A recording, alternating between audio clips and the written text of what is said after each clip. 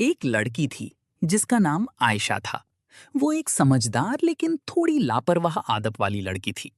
जब भी वो घर से बाहर जाती, उसकी माँ उसे हमेशा कहती, आयशा बेटा, सफर की दुआ पढ़कर निकला करो।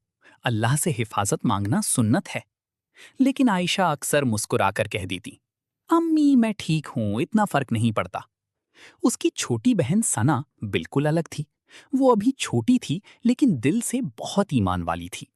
जैसे ही वो घर से बाहर निकलती, वो हाथ उठाकर पूरे ध्यान से सफर की दुआ पढ़ती और फिर कदम आगे बढ़ाती। आयशा कभी कभी उसे देखती और हल्के में कहती, इतनी छोटी सी दुआ, इससे क्या हो जाएगा।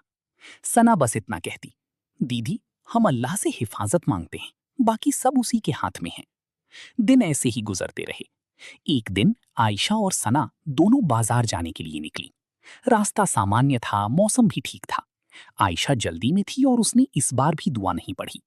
सना ने हमेशा की तरह रुककर हाथ उठाया और धीरे से सफर की दुआ पढ़ी। फिर दोनों आगे बढ़ गईं। लेकिन अचानक सड़क पर एक गाड़ी का संतुलन बिगड़ गया और एक हादसा हो गया। लोग दौड़े आए, अफरा तफरी मच गई। आयशा को चोट लगी थी और वो बेहोश हो गई थी। सना पास ही थी।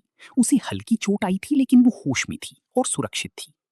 अस्पताल में जब आयशा को होश आया, उसकी आंखों में आंसू थे। उसने धीरे से सना का हाथ पकड़ा। सना, तुम ठीक हो? सना ने जवाब दिया, हाँ दीदी, मैंने सफर की दुआ पढ़ी थी। ये सुनकर आयशा चुप हो गई। आयशा की आंखों से आंसू बहने लगे। उसने दिल ही दिल में अल्लाह से तौबा की और समझ गई कि छोटी सी दुआ भी इंसान को अल्लाह की हिफाजत के करीब कर देती है।